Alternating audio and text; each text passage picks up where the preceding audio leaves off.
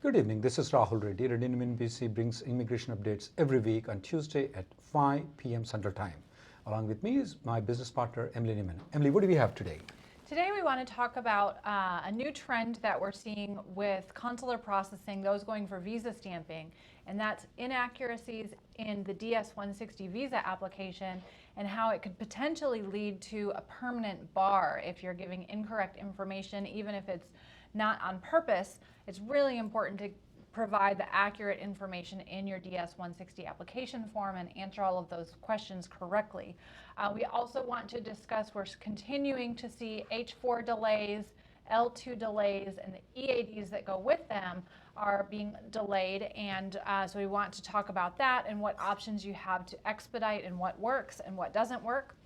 We want to give you tips for maintaining your immigration status in the current situation. What things can you do in order to ensure that you don't end up with unlawful presence or you minimize any impact of possible time out of status? And lastly, we want to talk about what options you have when something does ultimately get denied. We are seeing higher rates of denial for all different types of applications these days in employment-based immigration.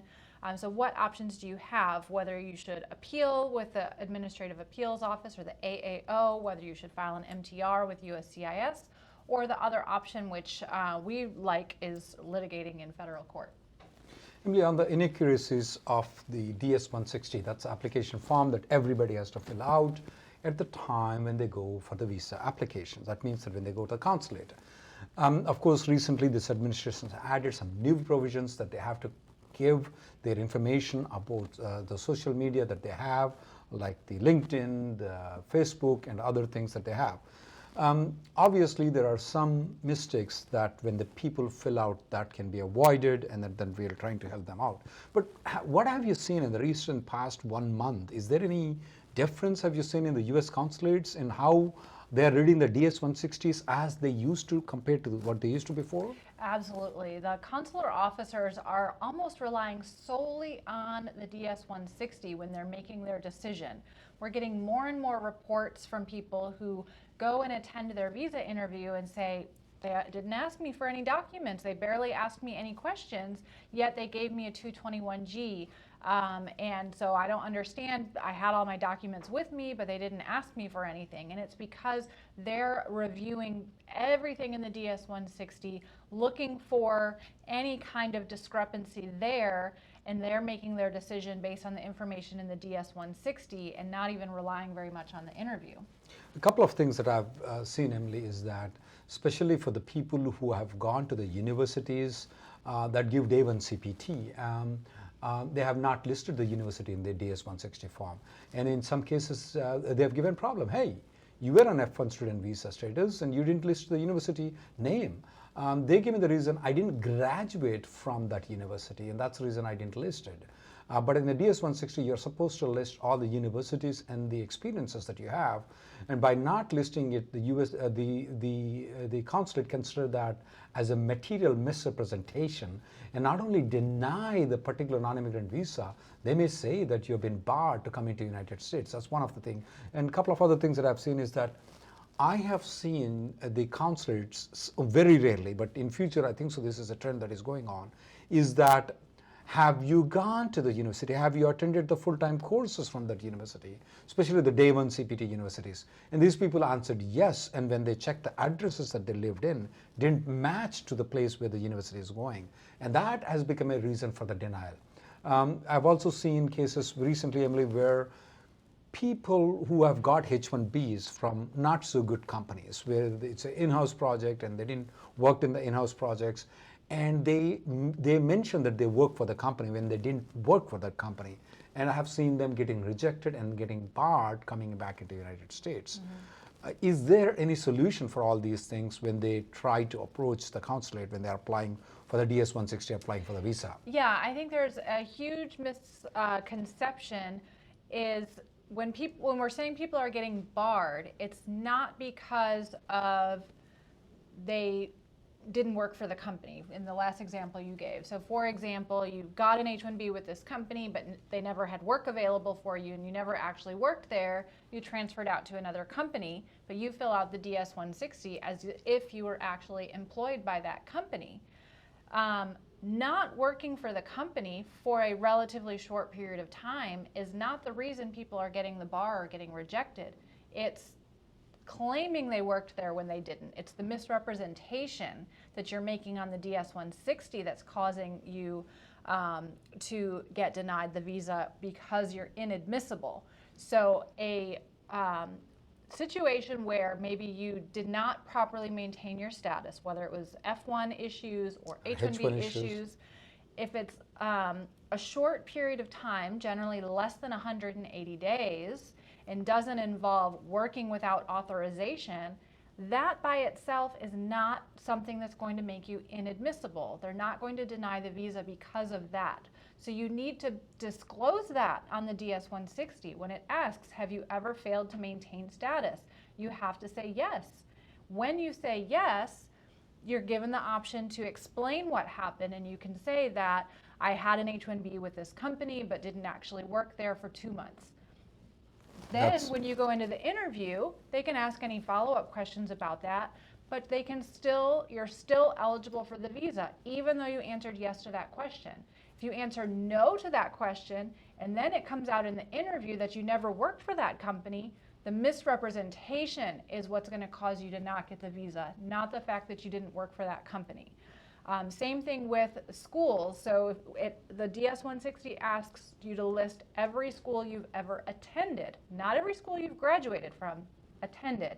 So if you leave off a school that happens to be at one of these day one CPT schools, you have to know they know you went there. They have the CVIS records. They can see everything. So when you're coming into that interview and they start asking you about it, then they're going to say, well, it's a misrepresentation because you never listed it on your DS-160. Versus listing it on your DS-160, now there's no misrepresentation. And even if you failed to maintain status because you went to that school, that by itself is not something that is going to cause a non-immigrant visa to be denied. A lot of people are under the assumption that in the consulate assembly they have only 30 seconds or 40 seconds or 1 minute, 2 minutes. Do the consulates actually look into all these details? Are they mechanically adjudicating the H1Bs or non-immigrant visas? They are adjudicating it very seriously. Believe me, they look into all those things. If you're filing an H1B petition, they have like 200 pages. And if they're looking into social media, they're looking into all your visa documentation. The whole documentation might be 300, 400 pages in an electronic format. They're not going to read each and every page. We for sure know that. But they are looking into the relevant pages. If you give me an H1B petition for me to look into it and find out where are the faults, it won't take me a half an hour for me to find out. It takes only 5 minutes. We go to the same point. I'm so used to looking into the H1B and non-immigrant visa petitions, we know where to look into where the faults might be. We look into the social media to find out if you're married or not, if so, which girl is next to you, what's your wife's name. These are all the things that people are, what is your employer name, what did you list on the LinkedIn, what did you list on the Facebook. These are easily available for a persons like who are working with Reddy Neumann PC. But of course, the consulates have more access than what we do have. So when they're coming in there, they do have all the information. There are people who are at the back end of the consulate that they do research and tell the consulate, these are the minus points or plus points of those things. They have those things when they're speaking with you. They already are prepared. Every time before one non-immigrant visa is over, before they go to the next one, they go to the next room. They look into the things. They come back again. They have the information. So assuming that they don't have the information is the dumbest thing that you can do. We are advising people at this point of time to go through the mock interview process. Have a lawyer review all the application, review the whole thing before you go for the consulate. At the 15 to 20% denial rating of the business non-immigrant visas, including H1s, L1s, and other non-immigrant visas, it's not worth risking it. There are some dumb, easier things that can be taken care of so easily. If you don't, you're going to be in trouble. Please make sure that you thoroughly go through those things and read the employer letter. That's one simple thing. Read the employer letter if you're going for a working visa like H1B and L1. Emily, on the H4, L2s and EAD delays, I thought you are litigating and your team is litigating and you're seeing some success. I thought the USCIS is about to correct and make everything approve faster, maybe in 60 days or 90 days. Is that happening if we file it?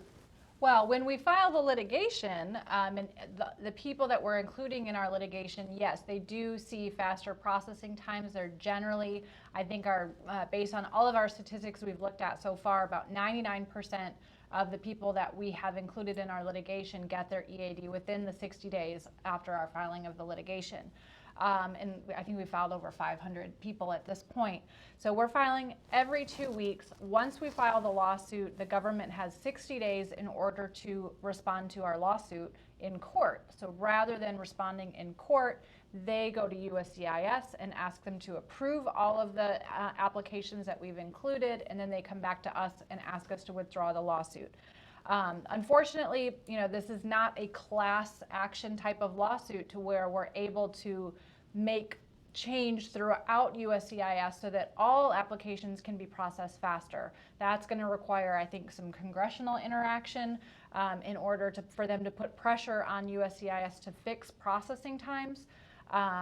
As of now, we have to do individual cases. We do group them together in order to try to reduce the cost as much as we can, but we're not seeing improvement in processing times. In fact, USCIS is wanting to increase filing fees, but they've not given any assurances that in fact, they plan in the past, to actually since the time we reduce started times. litigating, Emily, the processing time for the H4, L2, and EAD has gone 2 months more than what it was before we started litigating. So at this point of time, if you have a job that you're going to lose, the best thing is to join the litigation process that we offer, or any other law firm that offers. That will be the best thing to do it. Otherwise, it may take anywhere between 8 months to 12 months for you to get a H4 plus EAD and L2 plus EAD. But what about doing a service request? Don't those work? Service request, congressional request, expedited request, they don't work 99.99% of the time, Emily. Because they don't, they don't. Everybody is doing service requests, everybody is going to the congressional things, everybody is doing expedited. They don't work 99.9% of the time. That's the only reason. If they work, we wouldn't have been litigating the cases at all. And if you do the service request, you have to wait until it's 30 days outside the normal processing time, which is actually another 8 months you've waited, versus litigation.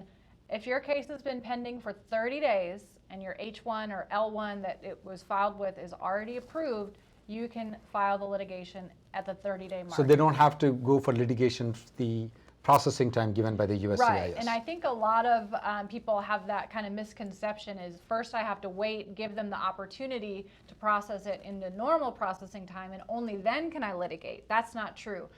USCIS, according to Congress, is supposed to process these applications in 30 days. Therefore, anything beyond 30 days is unreasonably delayed, and you can file a lawsuit in order to get action on the case.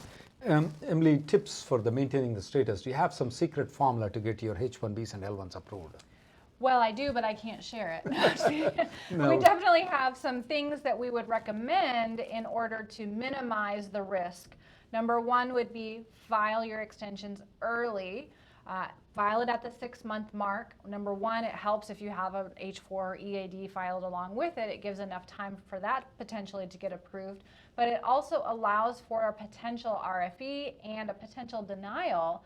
If you file 6 months early and you get a denial at the 4-month mark, guess what? You have 2 months more where you can refile it without leaving the country. You can file a transfer to another company. I just did a consultation today with someone I talked with a couple months ago who had that exact same issue.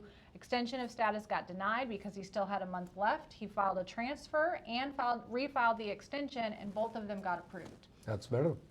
So it's mostly if you try to avoid the I-94 expiration date, you try to get the result. That's the best solution that you have.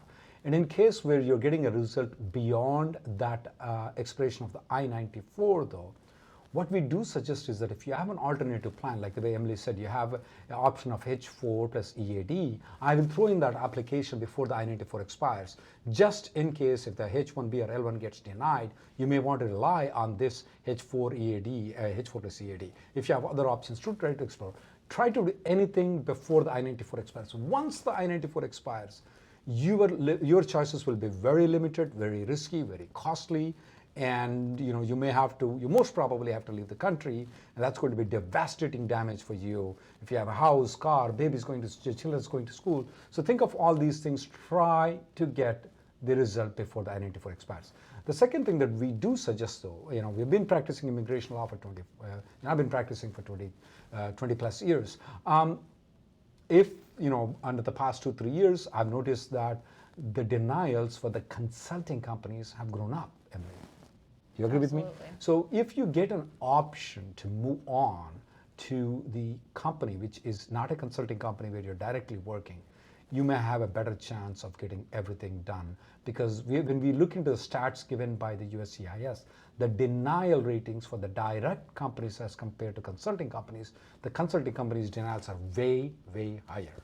That's another thing that I would look into.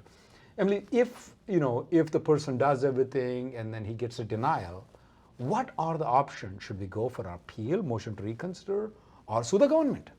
Yeah, so I think that the motion to reopen, the appeal to the AAO, the processing times are so long, and you're not put in status based on the filing of that application.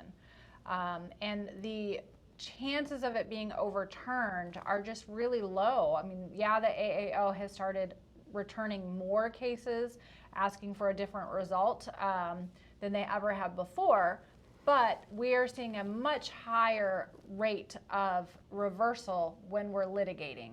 And in addition, if you're in a situation where you've gotten a denial and you're already out of status at that point, a preliminary injunction can be requested as part of the litigation to ask USCIS to agree that you are maintaining your status while the court case is going on. And I think every time so far that we've litigated our cases personally, rather than actually going through the entire litigation process and arguing before the judge, USCIS has reopened and then either issued an RFE and approved, or just reopened it and approved. We've never actually had to go before the judge or make additional arguments. Not yet.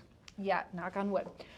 So we are having much greater success and a much faster success, because again, within 60 days, we're seeing the case reopened and approved, versus filing an MTR or going to the AAO, you're looking at least 6 to 8 months, if not longer, before you get any action out of them. Emily, any update on the Senate 386 bill? Now we have seen comments from the NASCA, which is an organization of the IT companies from India, and some other organization commenting on some of the provisions of the Senate 386 bill. Any updates on the Senate 386 bill? For those people who don't know what Senate 386 bill is, it is a bill that will take the per country limit off. That means the green cards, they will treat everybody equally and they will take the per country limit off. Any update on that? Yeah, so I think they're trying to come up with some sort of compromise. We have some new amendments that would basically bar companies from using the H1B program if they have more than 50% of their workforce on H1B, which seems to make some people happy. I think the difficulty is when you start adding in all of these amendments, it's just going to make other people block it. And so nobody is willing to compromise. I think we've said from the very beginning. I understand. Senator Grassley, who actually was one of the person who did put some provisions anyway before, though. He's in the Judiciary Committee, though. Do you think so that if he's going to put the amendment, is there a chance that it might go to the Senate hearing? Because Senator Durbin is not approving it anyway. So Senator Grassley can bring it to the floor and approve it? Yeah, but then you've got any one senator who can block it. I think that's but then they can still come up with, because I think so it has more than 60 votes. If they bring it onto the floor, I think so this Senate 386 bill has more than 60 votes to pass through.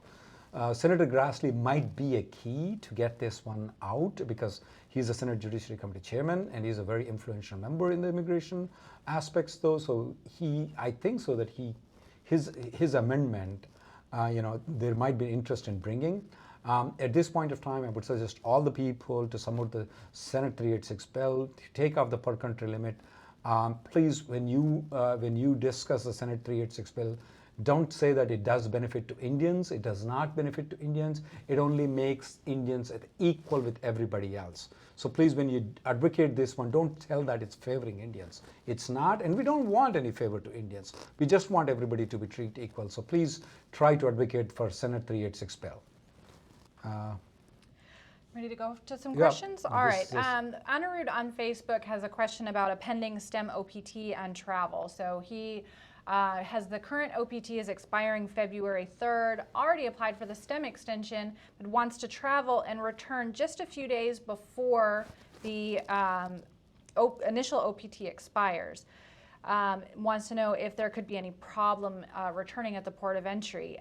So technically, as long as you have a valid visa stamp, you could return just a few days before that OPT expires. But I do think that there's a chance of having difficulty at the port of entry, being so close to the end of that without having the STEM OPT approved. You may not want to travel in this situation. I think it's a pretty big risk. I don't know about you. Yeah, it is. Supriya from YouTube asked this question that her company location is different, and the place where she's working is different, and the employer is running the payroll from the company's location. No, they should be running from the payroll from the location where you're working at. It's definitely a tax error that need to be cleared when you go for the extension. The USCIS might create a trouble. It's very hard to fix at that point of time. You can contact the CPA of that company. They will be able to fix that issue though. Going forward, don't do that. They can even go back and correct the things. The CPS can do that. Ding from YouTube wants to know if the I-94 date is still set for duration of status for F1 students at the moment. Yes, it is.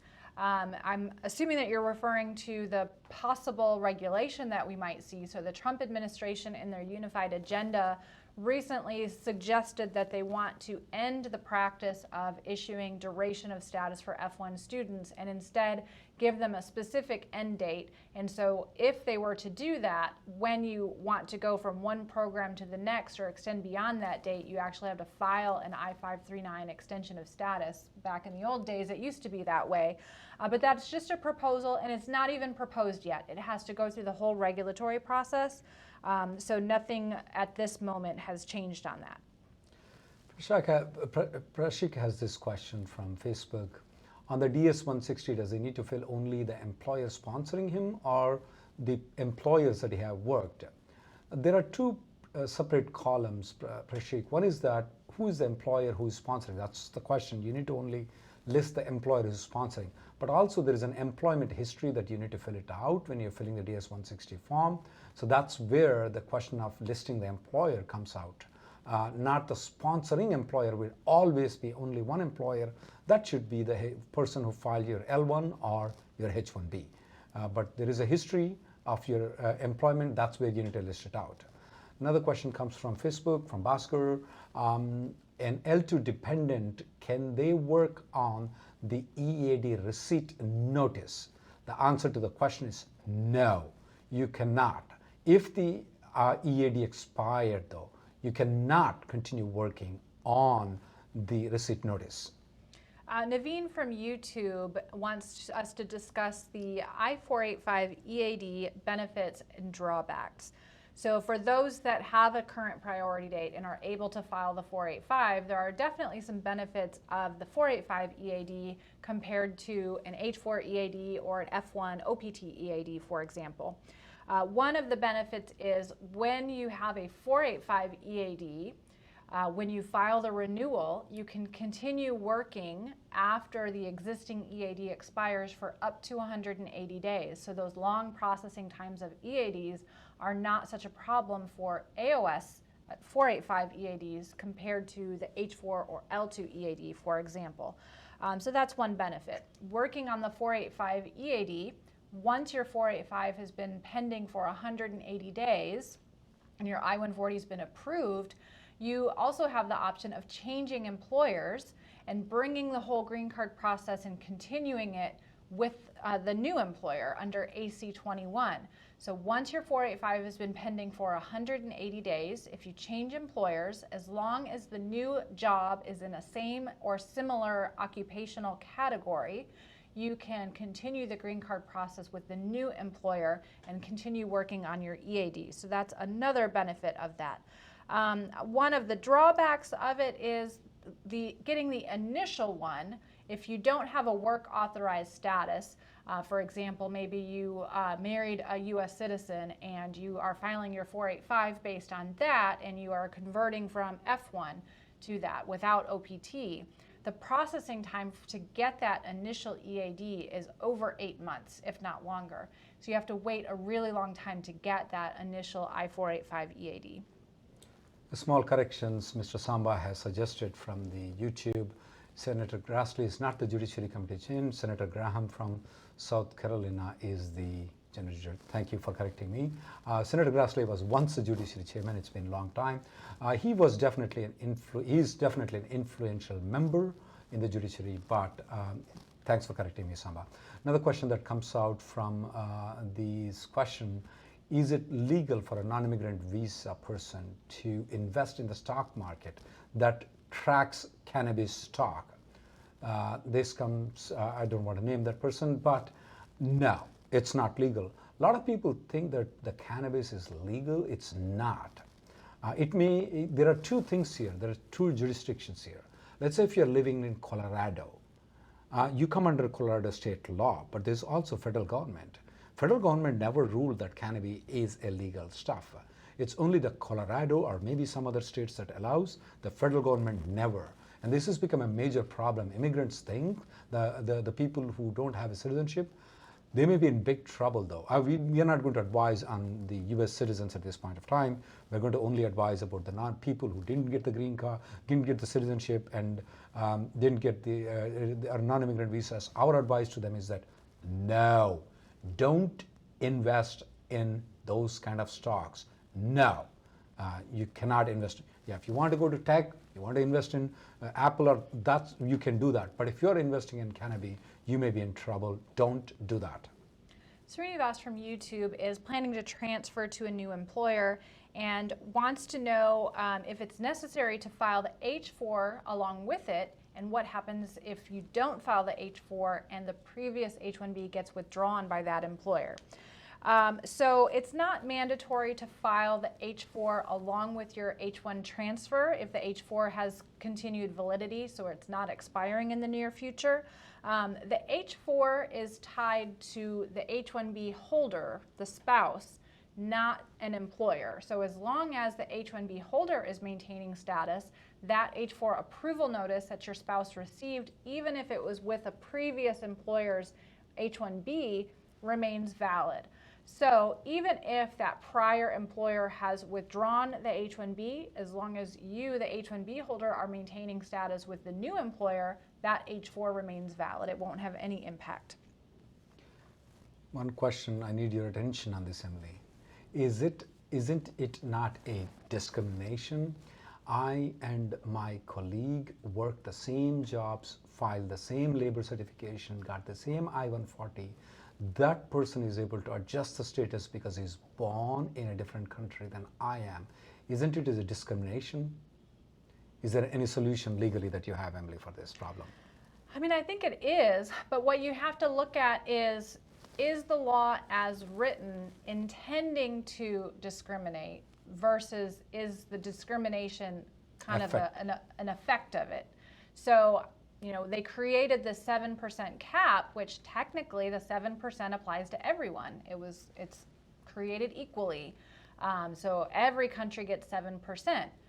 So unfortunately, the way it works out is it creates discrimination because of exactly the example you provide. But I think that is the difficulty that any litigation would come up against if they try to file a lawsuit on that 7% cap or the discriminatory practice, because the law itself isn't saying that Indians can't get a green card or Chinese have to wait longer than everyone else. The law isn't written like that. The law is fair.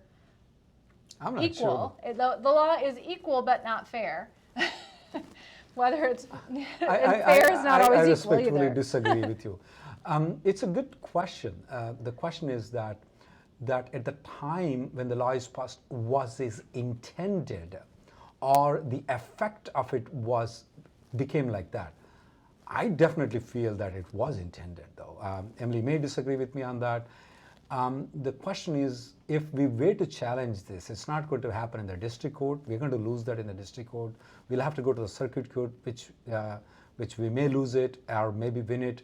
Then it goes to the Supreme Court. These kind of things should be decided by the Supreme Court, though. The constitutional rights that are given to the U.S. citizens are not given equivalently to the non-immigrant visa people. So we may have a weakness there, but I think so it's worth challenging it. Maybe our law firm is not the proper one, but I think so it's worth challenging it. Even if we do win or if we don't win, at least it will come to, once we take this case to the Supreme Court, people will come to know that there is a discrimination going on, because a lot of people don't know that. They don't understand it. So if somebody can take it to the Supreme Court, this particular thing, it may. And that discrimination that you're speaking is also there in the family immigration too. Mon from Facebook is asking this question. In the family immigration, the people who get discriminated are the Mexican nationals and to an extent Filipino nationals. When it comes to the employment based, it's either Indian nationals or Chinese nationals. So yes, this can be brought to the Supreme Court and challenged and see what goes on there. And even if we win or lose, at least we get a day in the court and explain ourselves there. It's probably worth taking it to the Supreme Court. Gia from YouTube is hitting the 6-year limit on H1B and has an approved I-140 and wants to know if they can use the I-140 to extend the H1B beyond the 6-year limit when the priority date is current. So Gia is from Panama, so her employer is telling her that she needs to file the 485 first to be able to extend to the H1B.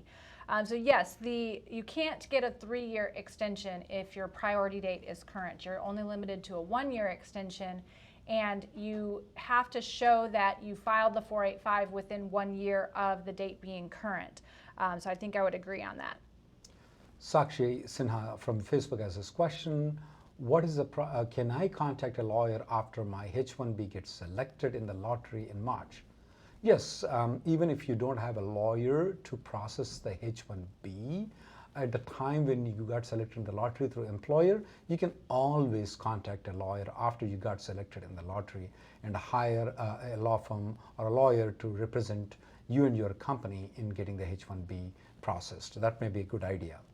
Ekta from Facebook wants to know why the California Service Center seems to be slower in responding to litigation on the, I'm assuming this is on the H4 EAD and L2 EAD litigation that we're filing. I wouldn't say across the board that they're slower. I mean, we are filing lawsuits every 2 weeks, so each group is kind of a little bit different. So sometimes we see some people getting it really quick, and then others at others. There's no rhyme or reason to it, honestly. Every month that service center change. Some people say Nebraska Service Center is there. When we look into the whole picture, I want to correct Emily. It was not 500. It's about 700 cases that we have filed as of now in the federal court for people, and we don't see that California Service Center as such is delayed much in the litigation. They all look the same, although I would say the Texas Service Center has been a little bit more effective on it. But as far as the Nebraska, Vermont, and California Center, they all stand the same when we sue them in the federal court. Satya from Facebook is on H1B and is considering converting to H4 with the EAD and wants to know what happens if the H4 gets approved but then the EAD gets delayed for another few months. Can he continue working? Unfortunately, no. Once the H4 is approved, you have to stop work until the EAD gets approved, assuming that the H4 start date takes effect immediately. That being said, we don't see that happen very often. I would say 99% of the time, the H4 and the EAD are approved on the same date. The only time I see it where there's a delay in the EAD is usually if something's missed in that application and a request for evidence has to be sent for maybe passport photos, or the I-140 approval notice was forgotten or something like that. Then that does cause the delay, but unfortunately you can't work from that point. Prashik has this question. He has his H1B approved on a company A.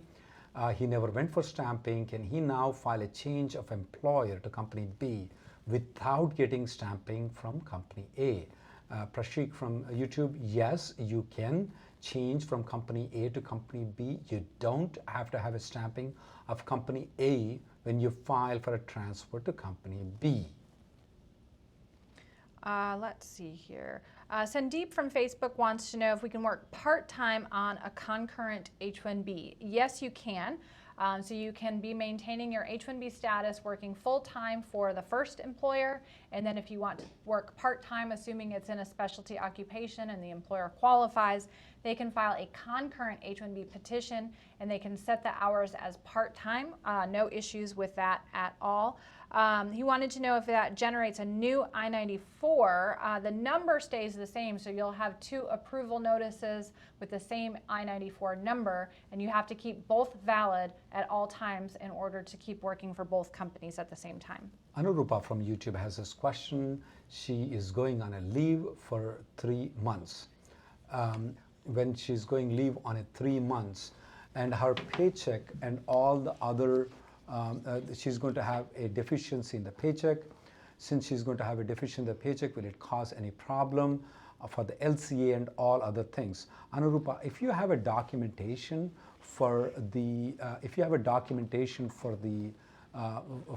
leave period, and if you have all the information available for you at all periods of time, you won't have any problem in getting these things. Make sure that you have the documentation that you are on leave, the birth certificate, and other things that your employer granted the leave.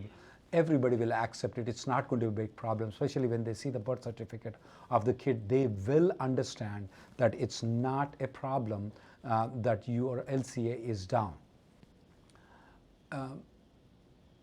Can the H4 and H4 be done, H4 EAD be done if a person is outside the country? This question comes from Katie from YouTube. The answer is no. The H4 cannot be filed when a person is outside the country. H4 extensions, transfers, and all those things can only be filed when they are in the country. If they are outside the country, H4 cannot be filed. They can apply for the visa directly outside the country, but they cannot file for H4 plus H4 EAD when they are outside the country. I don't know. It looks like it's leaking some more water. I mean, it's Another question that comes to it is that cross-chargeability. This question that comes out very frequently to us have it towed somewhere. is that what is a cross-chargeability? If you are born in India and you are an Indian citizen, and let's say your spouse is born in Nepal and a Nepali citizen, even though you are the main applicant to file the adjustment of status, was the other vehicle damaged? we can use your wife's country of birth to classify you under different country and file an adjustment of status, even if the priority date for Indians is not correct. So what's going on with the other This happens person? Were very the police frequently. called? So if by any chance, if your spouse is not born in India, you need to check with a lawyer if they are eligible to be under the cross-chargeability. Another question that pops up is that, what if I change my citizenship? Let's say, for example, an Indian national has now become an Australian citizen or a Canadian citizen. Can I use the cross-chargeability? No. It is the basis of which country you're born at, not the country's citizenship that you own at this point of time. If your citizenship is from, if you're born in India, you will always be considered.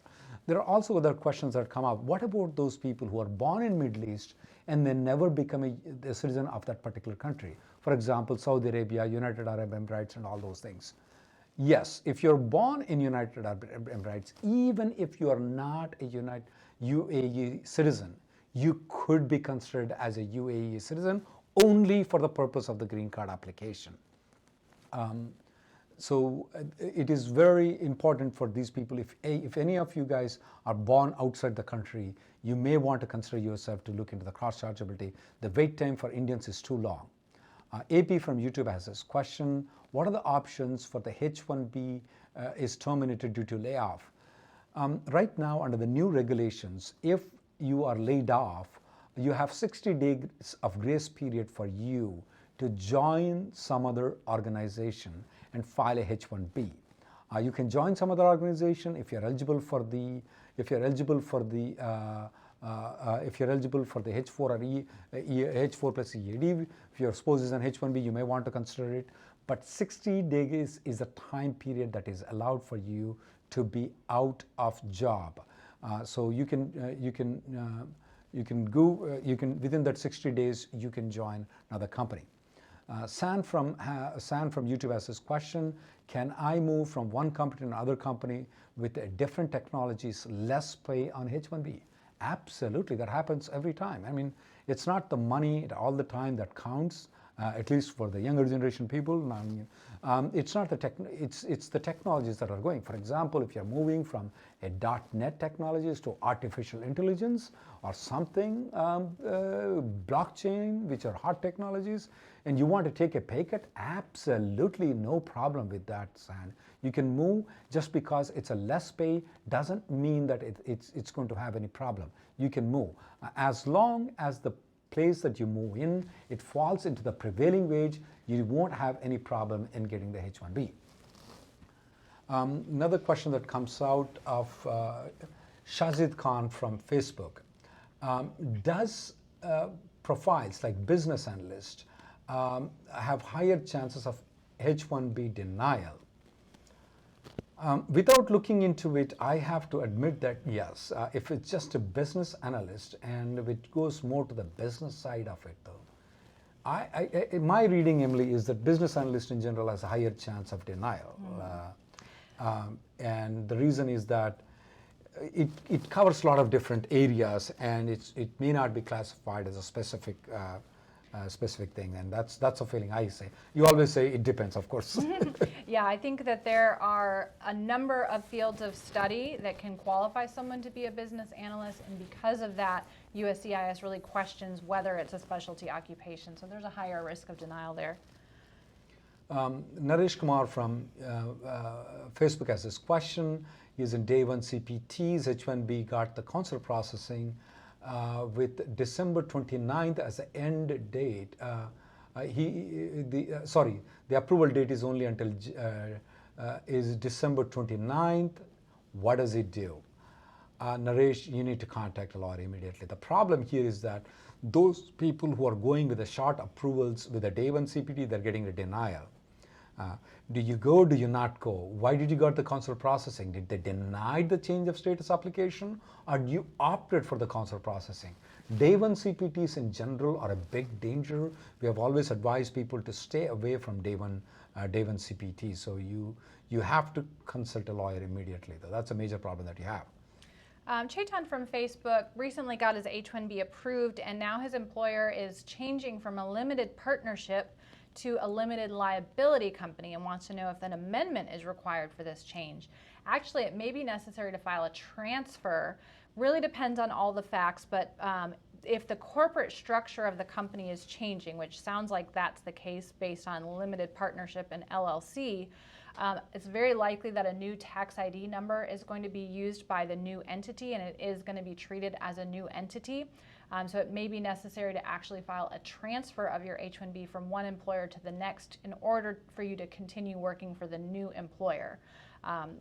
Definitely they need to contact an immigration attorney before making that change so they don't accidentally put people out of status. One question, Muhammad has this question that he forgot to mention the traffic violation on 485. Will it cause any problem? Assuming that, Muhammad, it's just a speeding ticket, not a DUI or a hit and run, of course. Assuming it's just a traffic ticket, minor traffic violation like a red light or a traffic violation, you shouldn't have much problems. Although at the time, when you are called for the interview, just offer the officer, raise your hand. Once you take the oath, raise your hand and tell the officer that there is a traffic ticket I did not mention. The officer might say yes or maybe correct it, but will not cause any problem. You don't have to do anything. I would go for the interview. Just tell the officer that I had a traffic ticket I didn't mention. Do I need to mention it? The officer will say you don't have to, or they'll say you have to mention it, and they'll just make you sign off, and then you will not have any problem. Usha from Facebook was laid off from her company and filed an H1B transfer.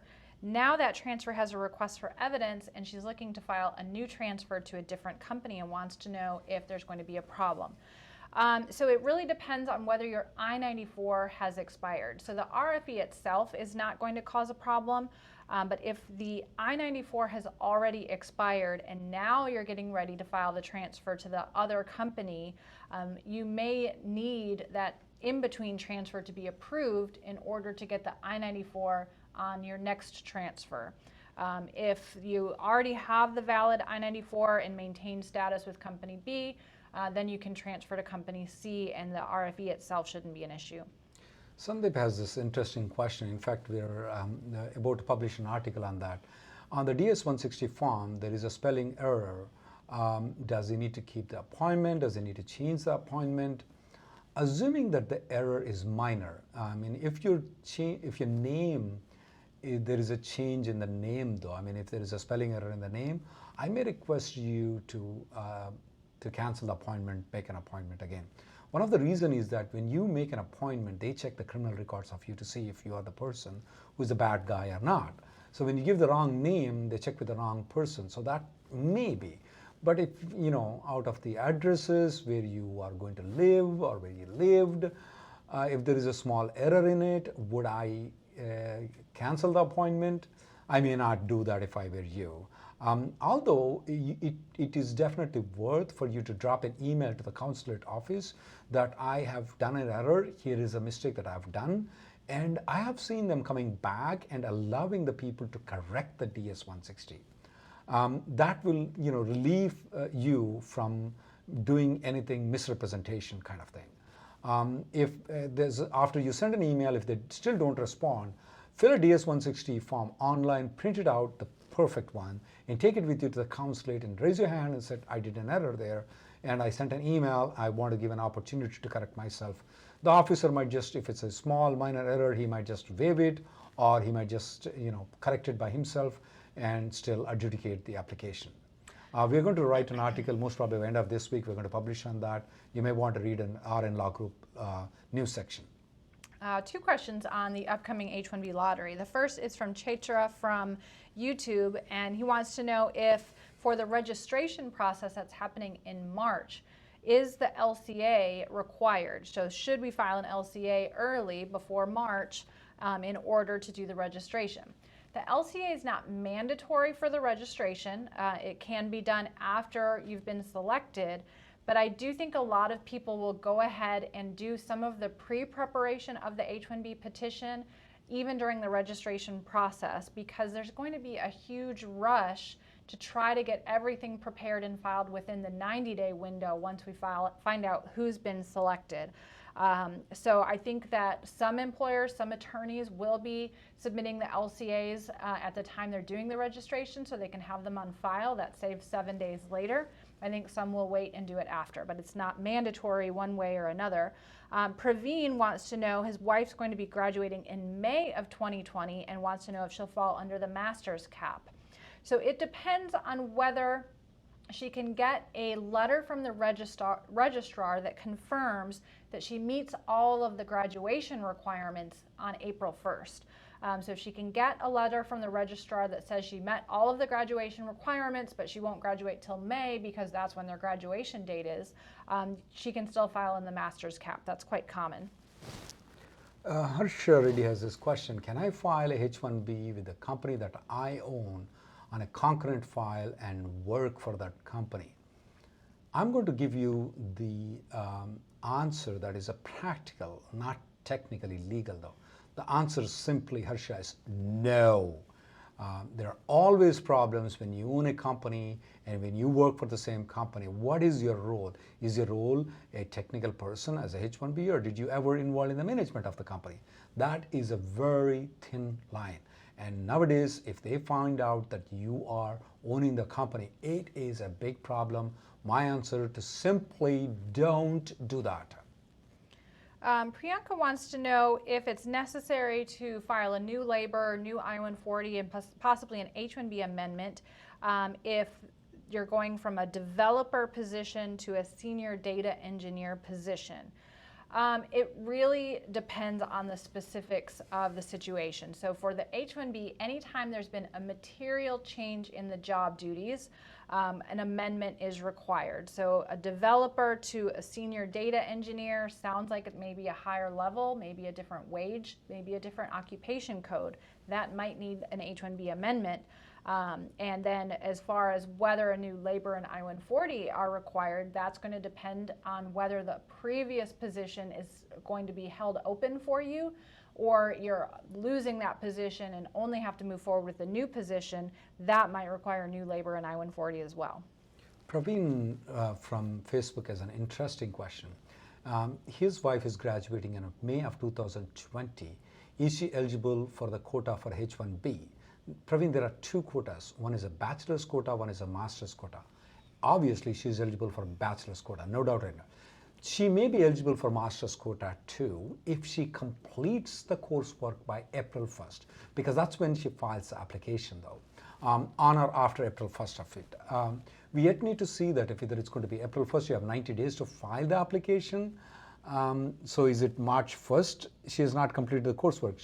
Can she put the master's their degree when they file the H1B? I think so. I think the registration has nothing to do with your qualifications. It's still based on the actual filing date. You have to prove on the date of filing the I-129 that you qualify. I agree with Emily on that. It should be on the date of filing, not on the day you apply for the lottery.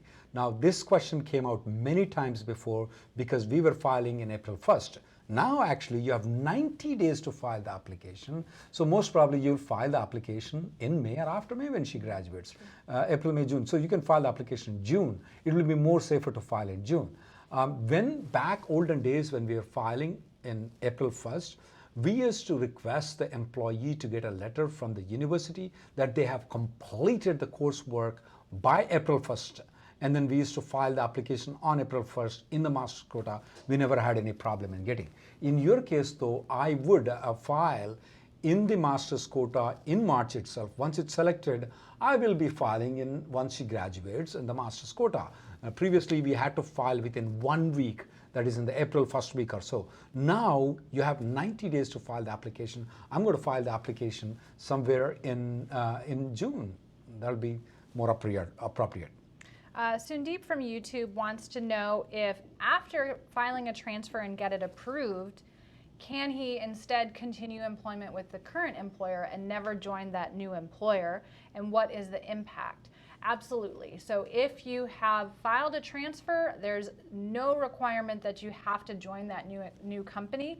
You can continue working with your current employer, assuming that you have a valid petition and your I-94 has not expired. There's no requirement for you to join that new company, and there's no impact to your current H1B.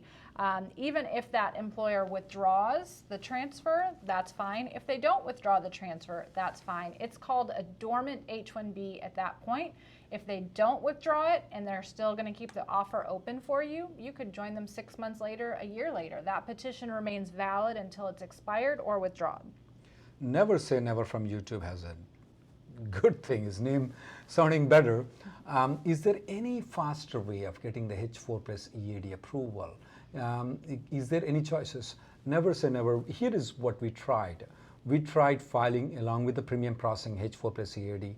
H1 gets approved, H4 and EAD doesn't. This all started from the time the fingerprinting came in. Then we told people, look, wait, file for the normal processing, wait for the fingerprints, and once the fingerprints are done, you convert into premium processing. We tried that, we failed in that. Then we tried differently. File H1B and H4 in premium processing. File the H1B, get the H1B approved, file the H4 plus EAD, maybe we'll try to see if that gets approval. That everything failed. The only thing that seems to be is that file early, that's one thing, and try to go for the litigation. Everything else fails. You have any other options, Emily? Nope. Shazad from Facebook has a follow-up question about the business analyst position and wants to know if hiring our firm to do the documentation will increase the chances of approval. Unfortunately, it's all about the job and the job description and the job duties and what education the job requires. So it doesn't matter what firm you hire. If the job doesn't qualify, it's not going to qualify whether Reddy and Neumann files the petition or another law firm does. That being said, maybe we can make the job description more detailed. Maybe we can be more specific about the education required for the position. Maybe we can, talk more about the IT side of the job and put it under a different occupation code that's more technology based. That might increase the chances of approval. So, it's all about the job itself, how it's described, and what occupation category is selected. Priyanka has this question. Her husband's H1B got approved until 2023. She filed H4 plus EAD. It's pending, and now husband has decided to change the job. Will it affect the H4 plus EAD? Priyanka, on a safer side though, I would recommend that when your husband files for H1B with a different company, file for your H4 plus EAD again. Most of the time, 95% of the time, we haven't seen any problem. In your situation, the previous H4 and EAD should still be approved, but we still want to be a little bit cautious though. Sometimes when the employer withdraws the H1B, we're noticing that the H4 and EAD also gets automatically withdrawn. Though they should not be doing it, we can correct it by fighting with them, but as a precautionary method, I would like you to file for H4 and EAD again. Shvet from Facebook wants to know about an issue with an H1B extension that got denied because the RFE was not responded to, but the RFE was never received. So one option is to file an MTR to request that the case be reopened due to USCIS error. Also could potentially file the extension again, but her question is, how long can the person stay in the U.S. legally? Well, unfortunately, an MTR does not put you back in status. So if your I-94 has expired, you started accruing unlawful presence on the day the extension was denied, and you'll continue to accrue unlawful presence while the MTR is pending, unless USCIS does actually reopen the case. Once they do reopen it, they put you back in a period of authorized stay as if the denial never happened.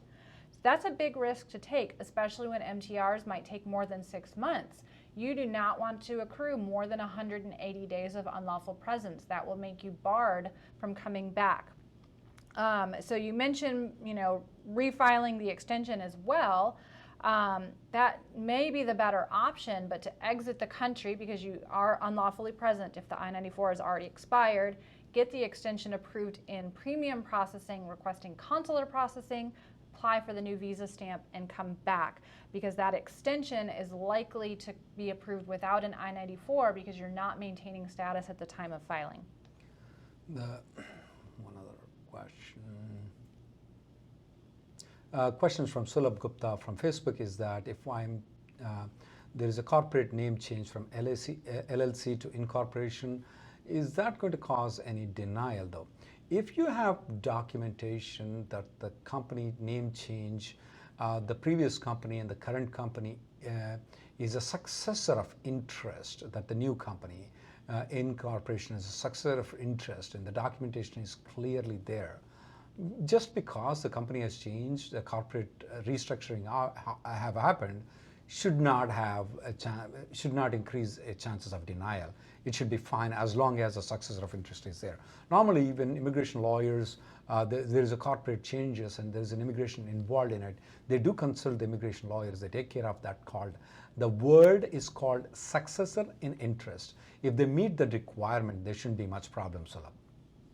All right, I think it's about time to wrap it up for today. Thank you so much for joining us. And the next one will be on December 31st. Yeah, next week we're going to be closed because that'll be Christmas Eve. So Merry Christmas to everyone in advance, and we will see you almost in the new year. Thanks for joining. Thanks. Thank you for joining.